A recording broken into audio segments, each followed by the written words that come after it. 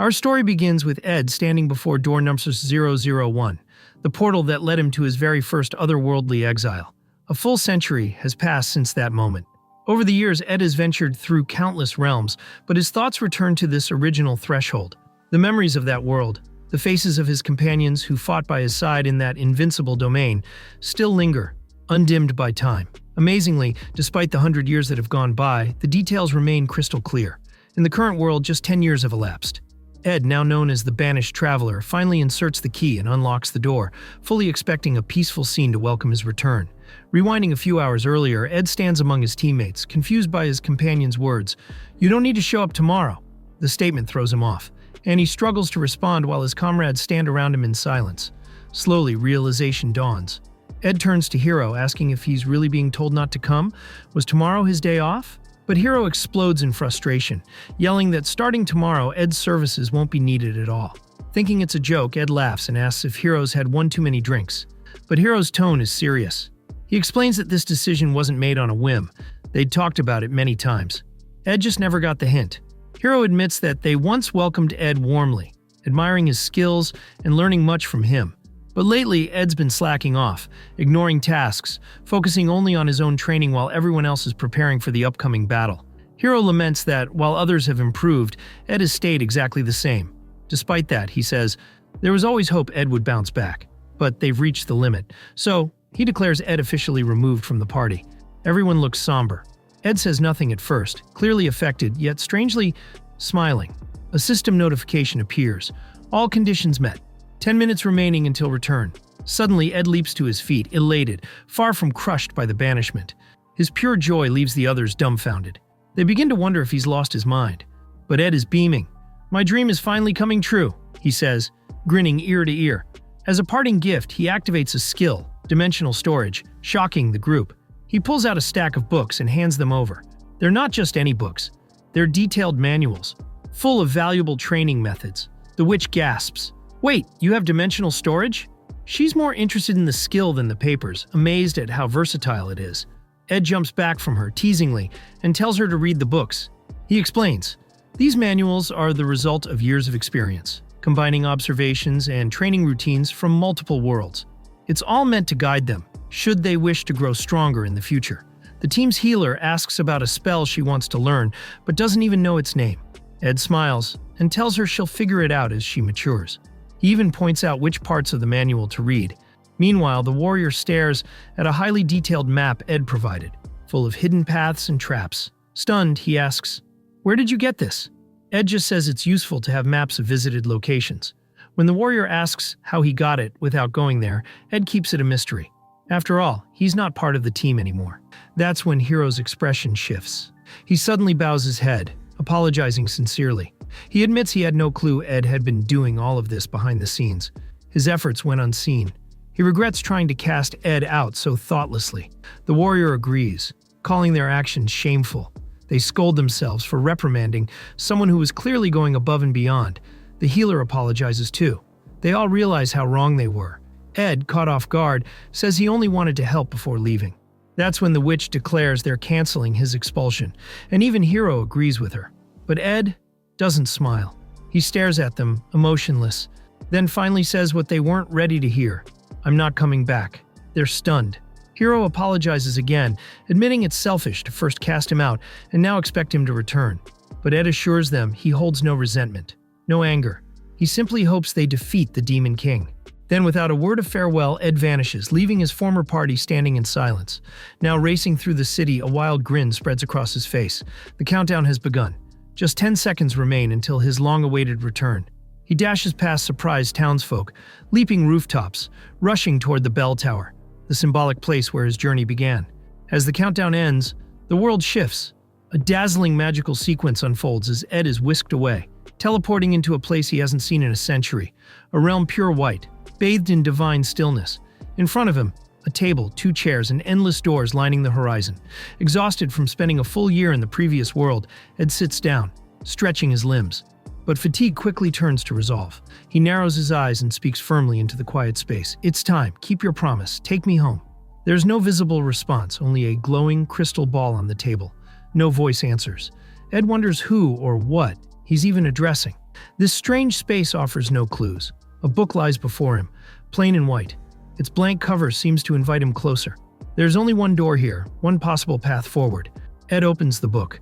The pages may be cryptic, but he keeps reading, knowing this door leads to another new world. This time, he had earned the right to return. He'd gained the hero's trust, fought at their side for half a year, fulfilled the conditions for return. But as he places the book on the table, he looks conflicted. Once this door opens, it can never be reopened. A final journey begins. He stares at the pages, trying to decipher the meaning, but the answer eludes him. Frustrated, he reflects on his century-long journey across 100 different worlds, each ending in exile. And now, after completing that challenge, he's finally here. Tears mix with laughter. "Do you get it now?" he shouts, grinning from ear to ear. "I finally did it." And as he celebrates, he calls out for someone to join him, because after all this time, he's earned it. His excitement fades as he settles on the floor, silently grappling with the lack of response from the divine. Even so, he reflects on the small blessings of his journey, most notably the eternal youth he enjoys in these foreign worlds. Training in them brings physical transformation, gains in strength, changes in body weight, even the natural growth of his hair. But every time he returns to the White Realm, it all resets. His body restored into its original youthful state from the moment of his first arrival. Pondering his 100-world journey, a century spent adventuring across endless realms, he comes to a quiet realization. He's simply a man who's lived far longer than most. Considering the idea of finally going back home, he lets out a half laugh. Over 100 years old. At this point, who would even remember him? Certainly not the naive, or even his own mother. Memories from his past life surface, leading him back to that glowing sphere, the strange figure who promised him something long ago. As the glow begins to shine brighter, Ed reflects on a unique phenomenon.